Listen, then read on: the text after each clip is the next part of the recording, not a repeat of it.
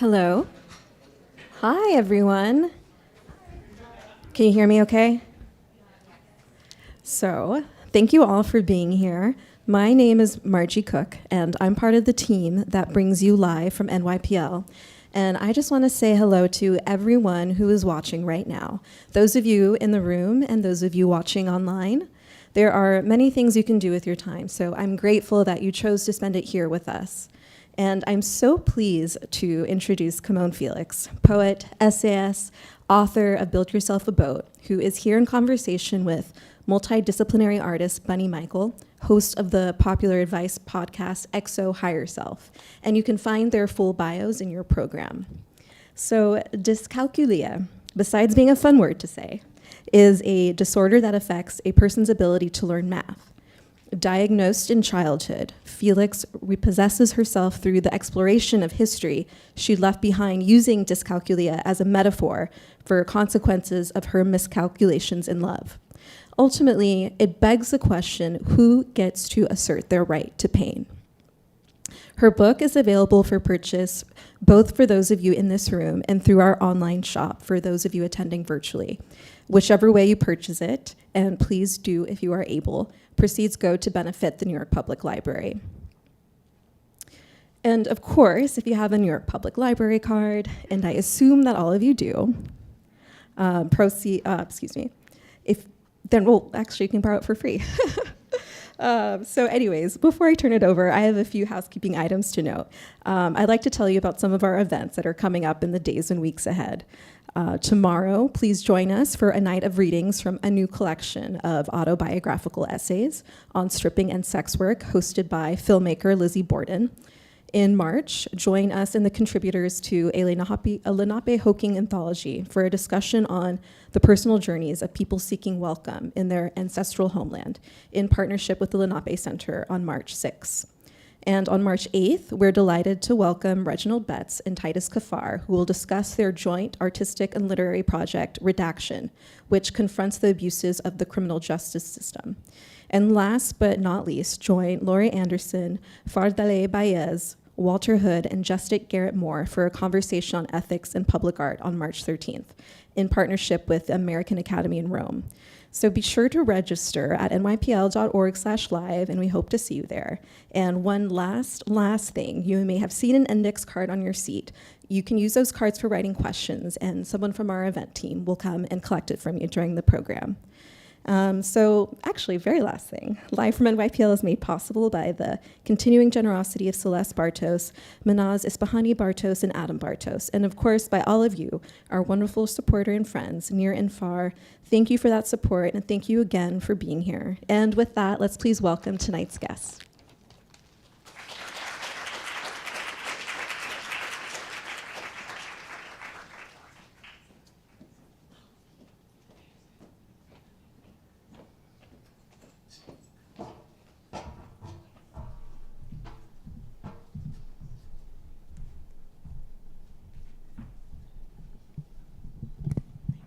Hello. Hi. I know it's a library, but you can be louder. Hi, Camonghne. Thank you. Hi, Bunny. Just getting adjusted.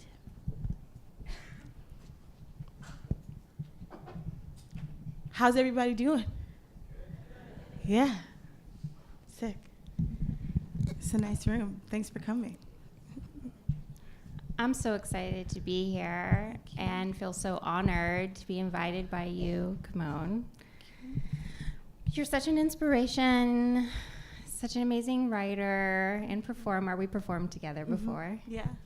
And one of the things that I thought we could open up talking about when it comes to Dyscalculia is you normally write poetry. This is your first memoir. Can you talk a little bit about why you chose this medium now? Mm-hmm. That's a good question. I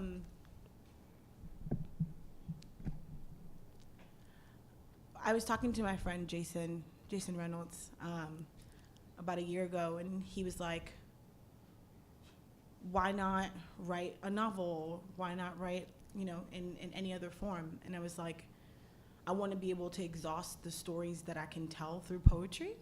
as much as I can, and then I'll go to other genres. But what I realized in the last year or so is that some of the things I wanted to achieve with telling this story could certainly happen through just poetry, but there was something available to me in the prose format, in the nonfiction format, that I couldn't tap into in like poetry as you normally encounter it, and it was vulnerability. There's something about straight lines on a page and the ability to use punctuation in an expected and familiar way that I think changes the way you do honesty on the page. And I know some people who have read the book, I'm sure, were like, got to certain places where they were like, oh my God, this is intense. And I was willing to let myself go there because it's a place that I don't go to in my poetry. My poetry tends to be a little dense, a little hard to sort of parse through. And that's my style because I tend to be a little elusive. That's just who I am as a person. But I wanted to take the chance to like not be that this time with this story. Mostly because I wanted to be able to talk to women and women of color and Black girls and queer people and express something that they don't get to see expressed regularly. And I had needed to be honest to do that. Yeah, there's this part in the book where you talk about being at poetry readings and love poems and this context that you take with you, being a Black woman, and how everything, or people might comment that your love poems sound proud, or like you're a survivor, and all that kind of context within. And I think as artists, as people of color and Black people, sometimes I know personally it's been hard. It's hard to already have a context around you and not start with that blank slate. So do you think that people reading this book are going to see it as like a story about heartbreak? What do you want them to see in this book? I want them to see a story about heartbreak. I also want them to see a story about mental health and a story about bipolar disorder and about the way that mental health can have a radical impact on the decisions that you make in your life, right? Those everyday calculations. Often when people talk, especially people who do not necessarily identify with mental illness, when they talk about it or think about it, it's very isolated from like life. It almost seems like people think depression and bipolar episodes happen in a vacuum, and then you come out of it and you go back to a normal life. But there are all these decisions and systems that impact your ability to like have to achieve the same quality of life after an episode, or after you've made a really bad decision that you wouldn't have made if you weren't in an elevated state.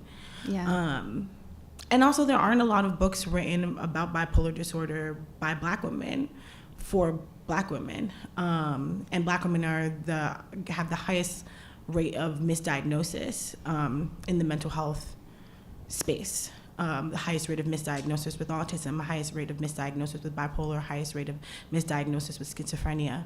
And yeah, it just felt really important to like offer something like that to the space, to the field. Yeah, absolutely. In the book, you talk a lot about having to mask and having to be a certain way for your mom and for your job.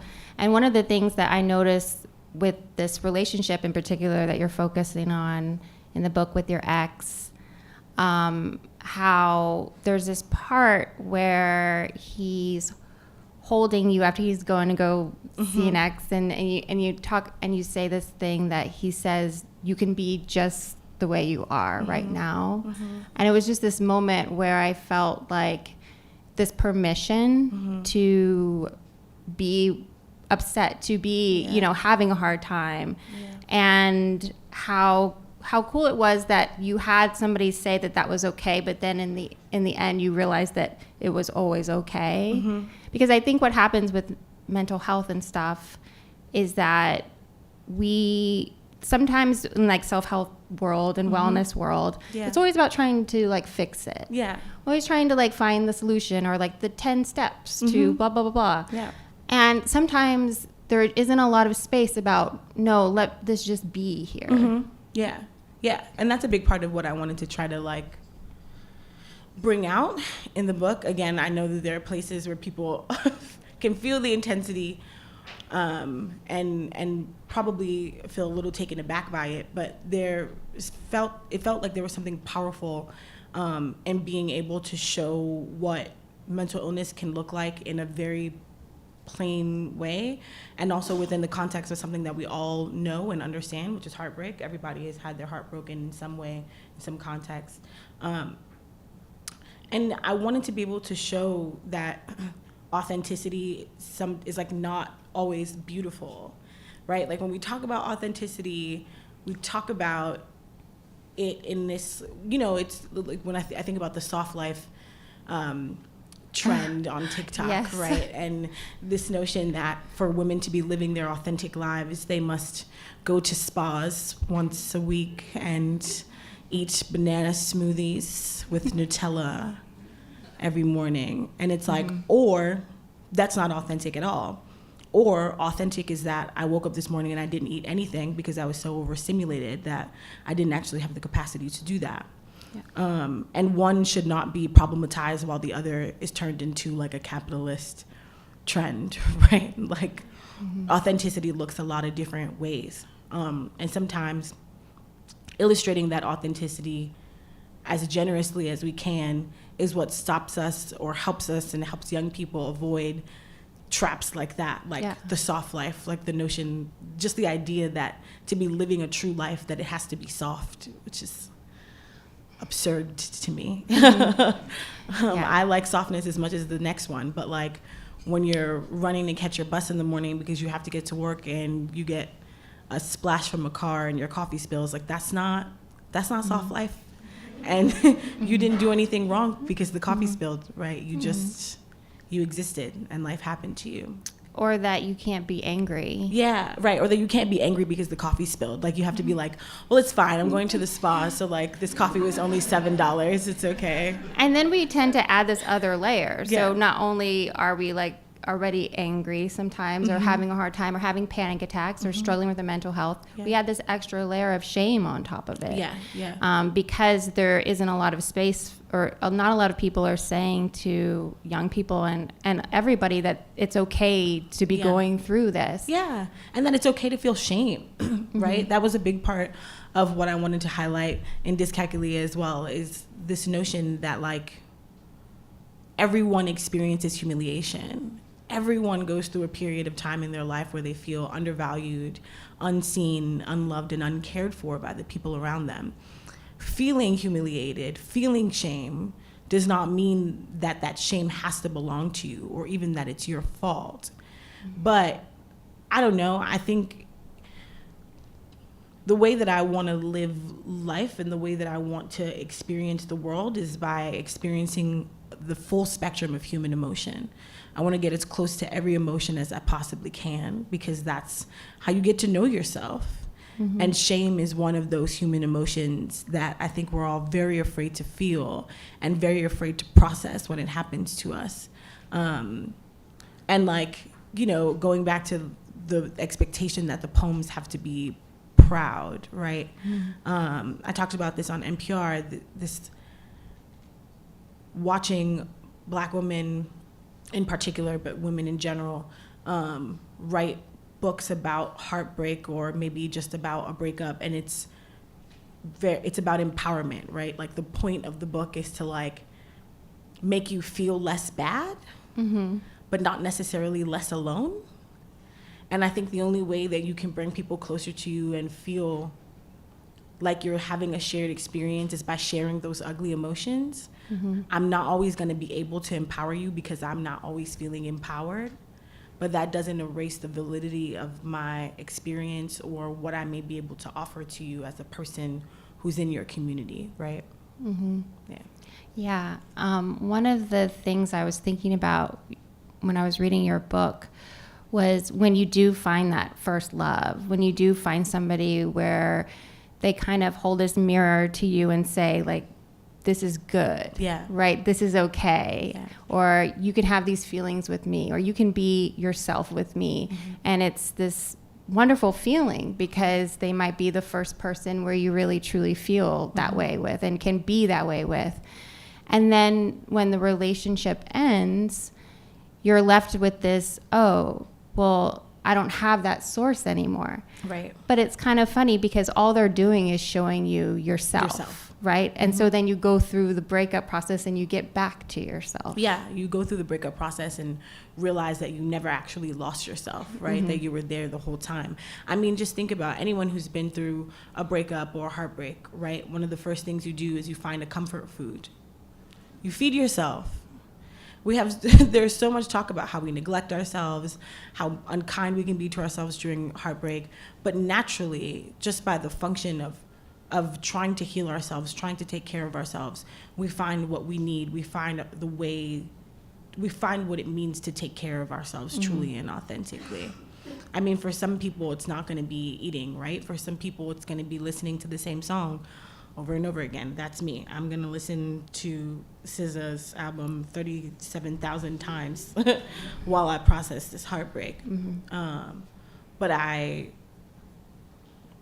deserve to do that, and and I am giving myself the gift of deserving to do that, even in the face of being rejected, humiliated, disrespected, right? I still can give myself permission to value myself, and we do it naturally, we do it authentically without having to think too hard about it. Yeah, I sometimes feel this rhetoric around self-love. I think in the wellness community, a lot of times it can have this certain picture of what it looks like to really love yourself. But so then we don't realize we're doing loving things for ourselves. We're nurturing ourselves all of the time. And when people say, like, I don't know how to love myself, I'm like, bullshit. I see you loving yourself every day. You know, you take care of yourself. You give yourself food. You cry. You let yourself have emotions. And so I think I really like how the book takes all of this really hard stuff and illustrates it so beautifully. I mean, your words, the imagery that it paints is just beyond beautiful. It's like, you know, you're such an amazing artist. So I'm kind of selfishly wanting to know, what is your process in building like that imagery when you're writing? With prose, part of what I do is I start with the bare sentence. So I wrote this book 10 times. I rewrote it 10 times. Wow. And what I started with is just getting out as much of the story as I possibly could, everything that I thought I wanted to say. And then I went back in and refined it and said, oh no, this is too much tea. Nobody needs all that, right? Cut what doesn't actually serve the narrative. And then I go back in and I take a look at each sentence as bare as they are, and then just think about what it means to give them life, to like make them bigger. And I do that through metaphor, do that through, you know, through simile, through as many poetic techniques and as possible, but also do it through just like making the sentence longer, right? Just pushing the sentence as far as it can go. And sometimes that means that we have a paragraph that's one sentence. Sometimes that means that there's a page that's just 3 sentences, but it goes for an entire page. It's, you know, 50 words or whatever. Yeah, that's kind of how I got the literature to move the way I needed it to. Yeah.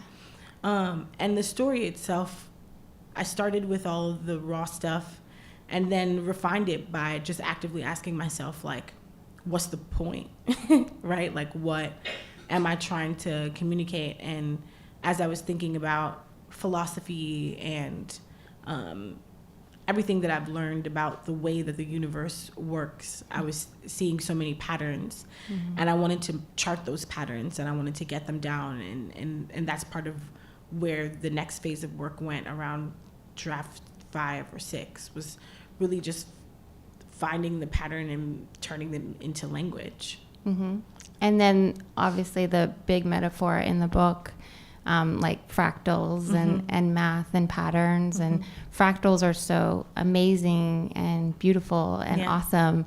And there's this part in the book where you talk about being curious about constantly reinventing the self within the self. What did you mean by that when you were saying that? It's like the spiral. Yeah. Whenever any of us goes through a groundbreaking trauma, right, whether that's a romantic heartbreak, the trauma of everyday life, etc., you all probably can relate to this. Something happens and you literally feel like a different person the next day, right? Or even right after it happens. I mean, I don't know if you all can relate to this, but sometimes the thing will happen and then my apartment will look different, right? Like the appliances look different to me. My clothes feel like they fit different. The food tastes different. That's because you are different, right? You've regenerated. You've become a different version of yourself to navigate that pain. And every time you have to go through that regeneration process, you shed. You shed different parts of yourself that you didn't know were a part of you, that you didn't know were there. I talk a lot about that in the book. And you shed parts of yourself that you really wanted to hold on to. The pandemic is a trauma that has really changed the way that we all navigate. I used to be a really, really social person, and now I really struggle to have conversations in groups. That happened because of a necessary shedding that happened during the pandemic. And now I see myself as a different person than who I saw myself as 2 years ago. I would describe myself differently than I would 2 years ago. That's not because I didn't know myself then or because I wasn't my authentic self. I have reached a different point in the spiral. And in that different point, that different place in the graph, I now have a different output. Sorry, that was GB, am I right? Great. There's this. I just want to read this this part of this quote from you, where you say, "What I know now is that love is a chaos system, dialing us into our highest selves and troubling the foundation of what makes us us. And with the chaos system, all you can control is what you can account for, whatever you can quantify and collect." Maybe you should have read my audiobook. What? I said maybe you should have read my audiobook. Oh, no way. Are you kidding? I listened to your audiobook, and it's amazing. I loved listening to your voice. Okay. It was perfect. All right. Your So, voice is I won't get that amazing. one. Okay. But thank you for that compliment. Okay, because when I read this, I was like trying to understand what you're saying. Can you help me? Yeah. Here. I want to look at how you highlighted it. So going back to what I was saying about how trauma forces you into a regeneration process, particularly love is the trauma that for most of us is the thing that does that, right? Like if you never have to experience the death of a parent, or at least you don't have to experience it while you are in your youth, if you never have to experience something like sexual assault, things of that kind, love is the natural equalizer. It's the thing that everyone can say they have had in some way, even in the smallest way, and the thing that everyone has lost. It's completely uncontrollable, right? It's one of the first sort of instances in our lives, if you had a crush when you were in middle school, that you realize that you can only control your own emotions. You cannot force the boy in 112 to like you or think that you're cute, right? And it teaches you from there to start to self-regulate and really consider, like, how do I allow myself to react to the treatment that I get from others when I'm emotionally invested? But in that chaos system, if you can't control it, when it leaves or when the boy in 112 says that he doesn't like you, then you have to deal with yourself. And you have to deal with whatever that brings up. So, at that age, it might bring up feelings of inadequacy, of not being beautiful. The boy didn't say any of those things, right? And I'm also speaking in a really gendered way right now, but I want to be clear that there are more than boys and girls in the world. The boy is not responsible for the fact that you feel inadequate or the fact that you feel unattractive, right? Mm-hmm. There's something in you that is manifesting that, something in you that is making that feeling come to the forefront. And it's those feelings that make us go a little mad, right, when we're in love. Those feelings that we can't control, those things that seem to just come up. And I also use madness in a critical way, right? Like, not just like, I'm not saying crazy, but mad in the sense that, let's say you have latent mental health disorders that you didn't know about.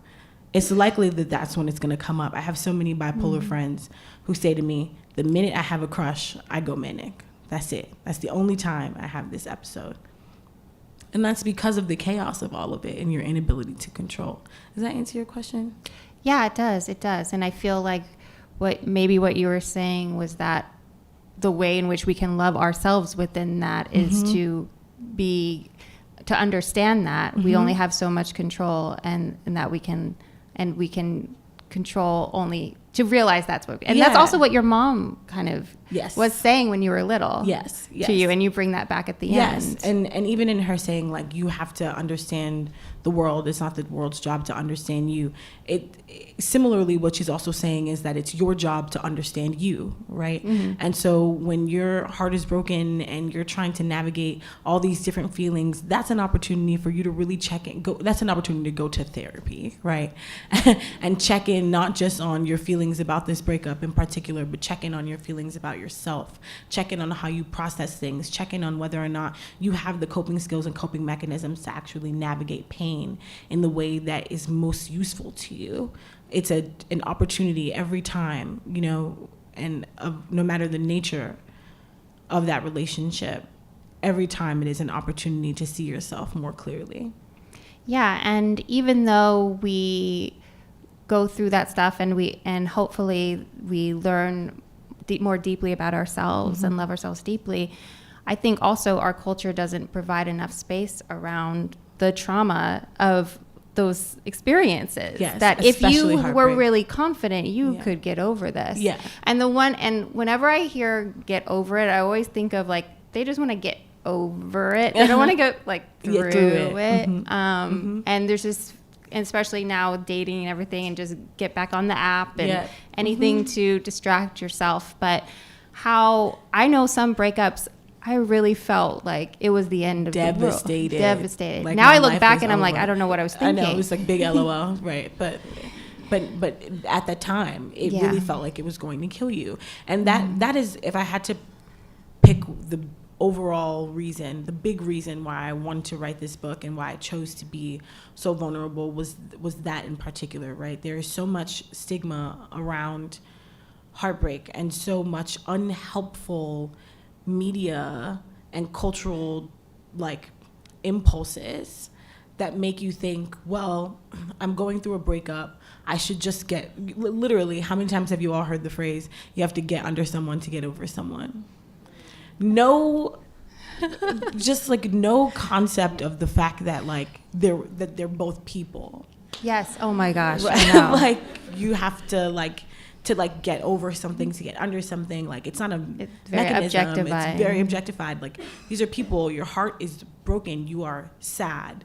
Maybe you shouldn't involve another person at all, perhaps. Yeah. Right? And I wanted for people to think critically about heartbreak and think about the ways, even in their own lives, that they force themselves to pretend that it is not significant, or force themselves to talk about heartbreak in the way that our media talks about it, in the way that our social world talks about it. And so you'll have people, I'm sure you've seen this in your own friend groups, like, a friend will be going through a breakup and you're like, hey girl, you okay? Like, you want us to come over, like, make you some food? And she's like, no girl, I just want to go get drunk and find somebody to, And you're like, do you like really want to do that? Or do you believe that you should do that? Yeah. And when you get down to it, it definitely feels like an obligation, right? I shouldn't be so caught up on this. Yeah. I have things to focus on. I have to work. I can't. And it's like, all I'm hearing is that our systems are not set up to allow you to grieve in the way that you need to. So you're going to do unhealthy things as a way to mask. Yeah. And if we gave people more space to say, my heart is broken, I can't come in today. Yeah. If that was a permissible excuse, perhaps people would have less broken hearts, right? Because they would have more time to figure out how to deal with it. And we would all feel a little bit more supported when we're going through what we're going through. Nothing feels worse than going through a breakup and having to go to work the next day. Like, are you kidding me? Like, what kind of, just the idea that like a person could be cohabitating with another person and that person may decide that they want to do something different. And the next day they're just supposed to like go to work and go to a meeting. Yeah. I'm not coming to fucking work. Yeah. I'm not coming to that. Yeah. It's so hard. And I mean, it's funny because it's like you can stay home for, a cold or a stomach virus, but if somebody you've been living with for years is now gone, that it's not a good enough excuse. It's not a good enough excuse. And I don't understand that because we understand loss generally, right? If you say, my mother told me that she doesn't want to be my mother anymore, you're like, whoa, that's some wild stuff. You should probably go to therapy. And obviously it's not the same, but for some people, a relationship, romantic relationship can have the same gravity. It can have the same weight, especially for people who are motherless, right? Like, how do you say to a person, this person that you chose is actually not as important as your work? It's not as important as your friends. Who said? Why not? Even if that person was dead trash, just bottom of the barrel. You know what I'm talking about. You still deserve to grieve them. Right? Yes.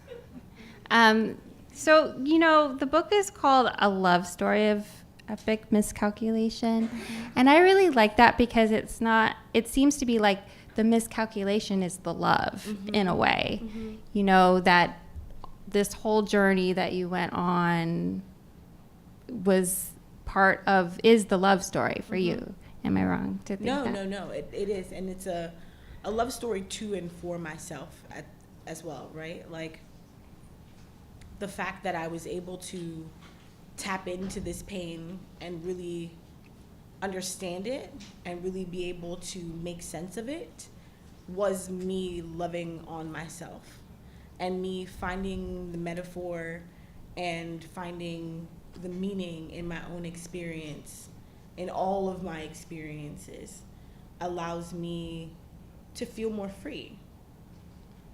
Yeah. Yeah. So maybe, was it a miscalculation, you think? The miscalculation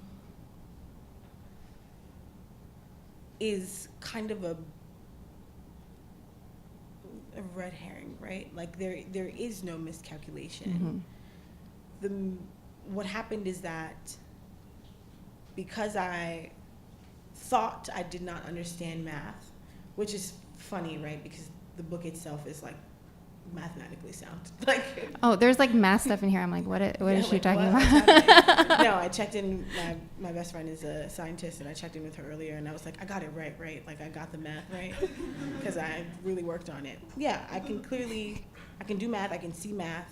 I see patterns. I see systems, more importantly, and all of those things belong to math, are mathematical. So the miscalculation was in my own perception of myself and what I was capable of, what I was offering, and what I thought I was there to get in the relationship and in my own life. And even in thinking about my childhood, the miscalculation was in assuming that I wasn't going to survive. Yeah. That I wasn't going to make it. Yeah. Oh, thank you. And I managed to survive. Yeah, and the things that did die. Yeah, were things that I needed to die, that I needed at some point. But when they died, I became the person that I was meant to be. And so the book itself is not a miscalculation. The book itself is a kind of a reckoning and a referendum on doubting yourself. Like, you know what the fuck you're talking about. You know what hurts you, and you know what's saving your life. And if you can see that clearly, then you can see yourself. Yes. Yay. Yay. Absolutely.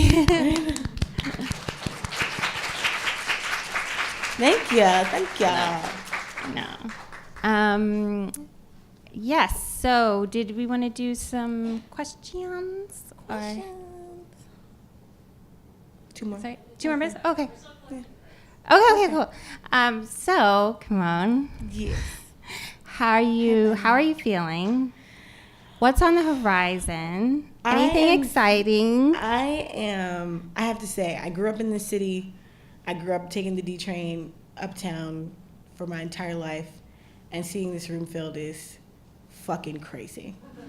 So thank you all so much. This is what it feels like. It feels like I went home and somebody threw me a party and I didn't know, and I got all dressed up and nice, and everyone else looked nice too, and that's what this whole tour has felt like. And I feel really lucky. I wrote a book that honestly was very risky. It was not this book was a part of like a 2-book deal, and it was not the book that originally got sold to the publisher. Oh, wow. And at first they were like, okay, this will be cute. That's what's up. We'll do a little poetry book. And about a year later, I was like, I don't think it's a poetry book. I don't want to write a poetry book. We're going to do this one. And by the time it was done, they also saw the merit and the labor in it, and saw that it was going to be a good decision. But it is really, really wild to go from writing something that you don't know, like you just don't know how people are going to feel about it. You don't know if it's going to be successful, to being in packed rooms. So, yeah. I loved it. I cried multiple times reading it. And it's just, okay. Got some questions. Okay. First question. What do you wish people would ask about this work, and why? Oh, that's an intro. Oh, my little sister. Hi. What do I wish people would ask about this book? I don't know. I think the relationship I have with this book is like, I really want people to experience it in all of the different ways that they possibly can. And I don't want to prescribe questions or perspectives. And that's also just because I'm a poet, right? Like, naturally, if I told you how to read the poem, I would be doing you a serious misservice or disservice, right? So I don't have any questions that I want people to ask, but I want people to ask genuine questions. I want them to ask, to really go there. We can talk about process, but also if there's something else you want to ask, let's do that. Great. Yeah. Okay. Did you learn anything new and important about yourself while writing this book? Thank you for that. I learned that my mother and I are the same person. And that was really something, y'all, because that's not what I thought going in. And by the time I got to the end, I was like, oh, patterns, systems, reproduction, becoming our mothers. Dope. That's what's up. Yeah. And through that, I learned that my mom is not necessarily the person that I thought she was. And that was a relief. I felt liberated by that, and being able to write myself towards that realization felt like a gift. Like I couldn't imagine another way to have come to that information. And it has made the way that I relate to my mother so different. The way that I love her, very different. The way that I love my siblings, very differently. Just kind of recognizing that in all these systems and structures, there are people trying their best to navigate the patterns that they can't avoid. And those patterns are what make us who we are, that make us make the decisions that we make. And you think about it and realize, if I had the same set of circumstances, based on, not just like as assumption, based on what I know for a fact about myself, if I had the same exact scenario, I would have done the same thing. Yeah. And also, when we were talking about earlier about how we shed parts of ourselves or we become anew, and how we see things, not just ourselves differently, but all the people around us differently through that lens, that new lens, and understand people in a different way. Exactly. Yeah. Like, who would have thought that like writing about a breakup would teach me more about my mother than it would about the relationship itself? Right? Maybe a therapist. Maybe, probably.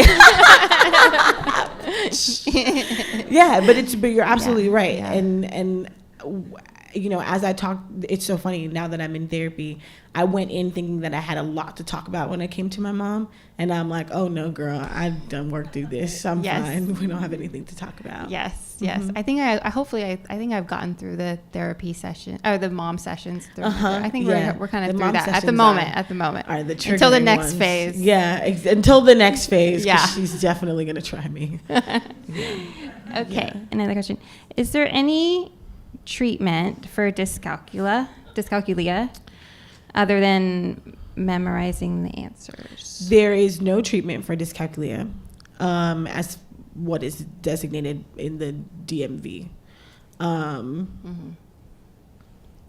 But similar to some other things that I deal with, there not being a cure or a treatment means that there doesn't need to be one.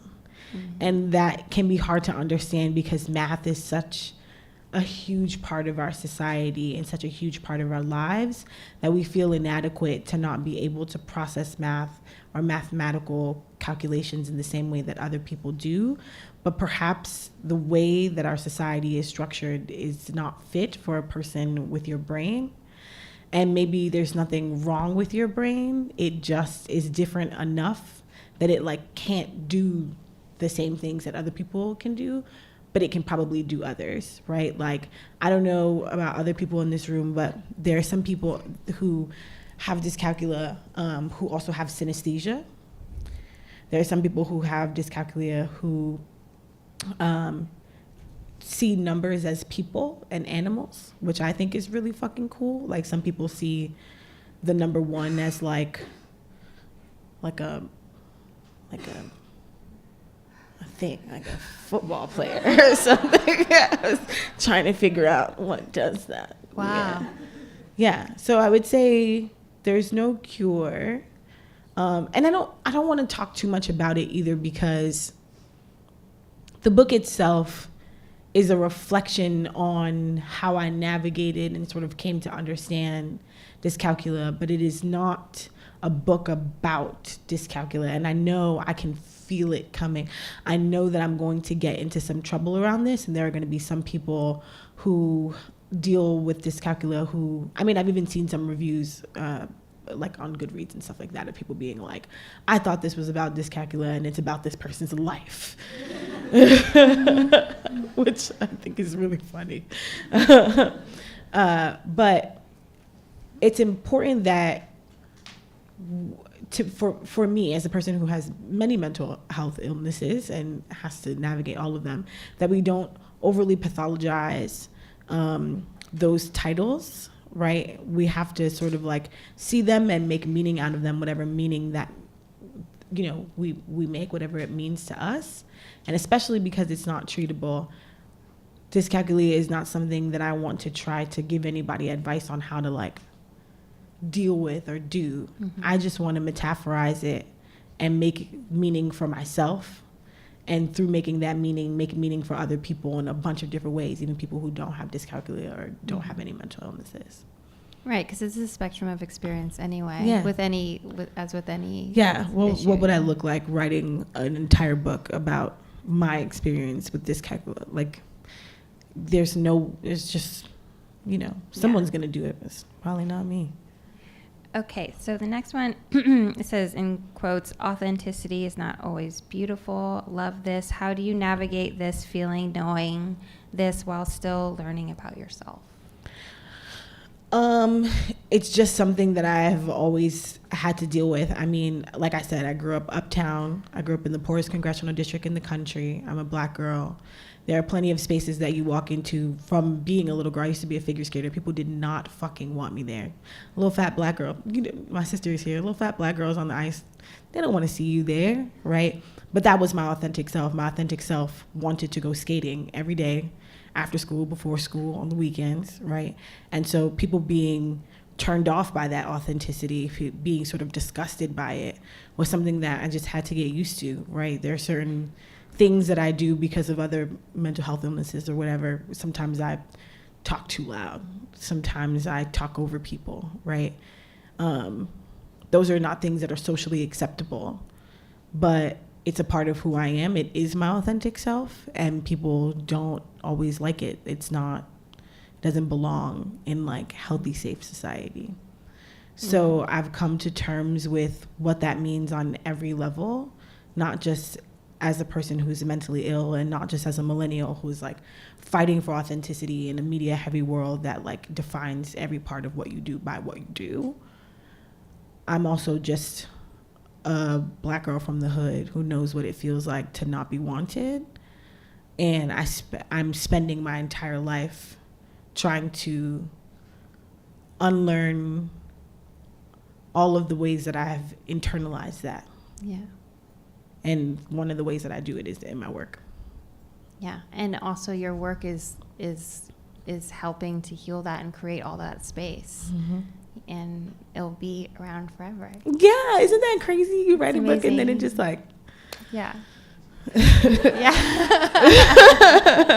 Yeah, you can read it 10 years from now. 10 years from now. Hopefully I never have children. Next question. Yeah. What do you mean? They'd be so proud. I know, but they'd also be like, Mommy, why did you put all of our business out there before I was even born? Okay. Did you learn anything new and important about yourself while writing this book? The other thing I learned is that writing is really hard, and that it takes, I have been used to getting lucky with my labor is what I'll call it. Like writing a poem and like by draft 2, I'm like, it's done, it's good, cool. A lot of my poems have happened that way. And this book, like I said, I rewrote it 10 times, and that is not because I am a naturally diligent person. Let us be very clear. I have never written something 10 times in my life, and I probably never will again. But I learned that when you have an obsession and you have to chase it and you have to hunt it down, it takes what it takes. And it's not always healthy. Like another thing about authenticity that drives me crazy is that people are always trying to like make writers and artists' processes more healthy. Girl. Like people all the time, I had a therapist a couple years ago who was like, but you don't need to drink every time you write. And I was like, tell that to my brain. Because I haven't written a page. I'm not drinking, that's dope. Lost weight, that's what's up. But haven't written a page of the things that I'm working on. And yeah, trying to come to terms with the fact that part of being an artist and part of making something, the process is gonna be ugly and unhealthy and sometimes unsafe. And that doesn't mean that you should go seeking unsafe situations and unhealthy habits. But that what comes naturally to you in the process of chasing down an obsession is part of your authenticity and is part of what needs to get done. If you can change some of those habits, that's amazing. I'm in the process of trying not to drink every time I write. I'm not successful, but I'm trying. If you can change it, that's what's up. But for the most part, whatever you need to make needs to get made at almost whatever cost, almost. And it's important to just come to terms with that. When you were done, were you just like, did you feel very different? Yeah, I cried. And it also, the fun thing about writing a book 10 times is that when I was done, I knew I was done. I literally wrote the last sentence and I was like, I'm done. And I yelled, I'm done. And then I cried. And I did not write another word to that book. And I could have. It's not like I told myself no more words. You just knew. I just knew. Yes, writing is. We were talking earlier. Like I finished my book this year, and that process, like my hair was falling out. I mean, it was. I don't know if it was healthy, but no, it got probably through it. wasn't. You survived. Yeah. And so it makes me feel good to hear. Yeah. Okay. It must be tough to be so open about your struggle with mental health. I suffer from depression and I'm not ashamed of it. However, I'm careful because I'm aware of the stigma. Do you ever feel anxious about having such a vulnerable piece out in the world for anyone to see? I was anxious about it for a long time. I quit my job because I was like, people are going to read this and then I have to go to meetings with them. That's not going to work. But I don't...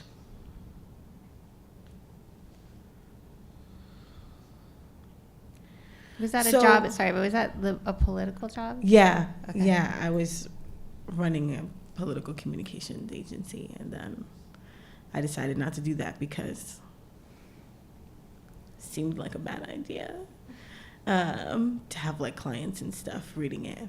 But if I could go back and talk to that version of myself that made that choice, I think I still would have done it. Like I quit for a bunch of reasons, but I think I would go back and tell myself that like she didn't need to quit for that or for anybody or for the people who are going to read it.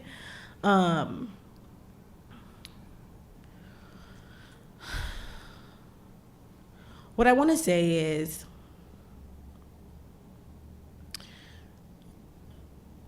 so I unfortunately grew up in the slam poetry scene. And slam poetry teaches you, it trains you to take your trauma and offer it up for scores and for validation. That was really awful training. I would not redo it. It was also great training, but it was awful. And so I think I'm a little desensitized to talking about myself and my trauma because I've been doing it since I was 16 years old. So I don't know. There might come a time in the next couple of weeks where I feel really, really vulnerable and really afraid. And I have my people who know that moment might come and that I'm going to need reassurance and to feel safe. But for the most part, I just understand that everybody is dealing with something. And you being able to talk about the thing you're dealing with makes it easier for them to talk about it with themselves, like not even with other people. And that by itself sometimes can be a life-saving act. And I value that. Even when I was in slam poetry and I sort of hated the way we were using our stories and forced to use our stories, I still understood, we had this catchphrase where we would say, go ahead, poet, go ahead and save a life. Now I hate it. To be clear, I think it's problematic in a lot of ways. But there was some merit of like 25% of that statement had merit. And the 25% is, like I said, right? Watch someone else hearing you talk about your own trauma is enough for them to begin to process their own. And that's worth it to me. I also you can't judge me. Oh, no, I mean, and also it's such a piece of art too. Yeah. I mean, the story is amazing. Yeah. But just the way you tell the story. Yeah. And that's the other part too, is art comes first. And so I'm not just talking about my sadness so that I can glean, sympathy and cookies. I don't really care what anyone thinks about my mental illness. I mean, it's literally not their business. Even if you bought the book and you care a lot about me and the work, it's still not your business. And no matter right? what you do, you can't please everybody. Yeah, you can't please everyone. And I just think that the people who want to stigmatize you were going to do it anyway. And the people who want to respect your experience are going to do it anyway. So just like stay present in your body. Yeah. And also if you have hard days, that's all good. That's all good. That's all part of it. Yeah. That's all allowed to be there. Exactly. Yeah. Okay. I'm going to wrap up with this one last question. What happened to the ex? Are you guys friends?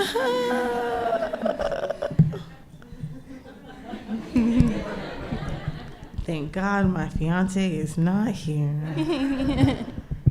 No, I don't talk to that man, child. I did talk to him about the book. I made it clear that it was happening, and one of the conversations I had with him was almost like a fact-checking conversation where I was like, I'm gonna go through this with you. So this happened. You remember that happened, right? Okay. This happened. Okay, because we remember it the same way. I'm just making sure because you can't sue me. So we had that conversation about a year ago, and a couple months ago I blocked him because I was like, this is gonna come out. I'm sure he's gonna want to process it together. Absolutely not. Which is possibly a little cruel, but at the same time, It's probably not good for him. He should do it with his therapist. Yeah, 100%. This is Yeah. me encouraging him towards a better way of life, Yeah. which is stop relying on me for emotional labor. You should find a therapist. So, Yeah. no, I don't talk to that man, but collectively we're allowed to pray for him. So.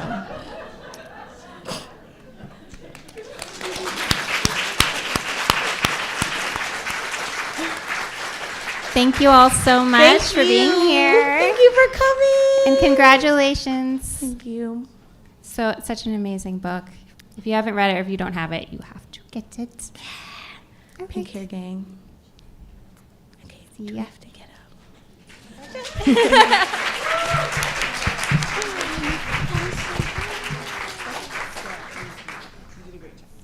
You did a great job.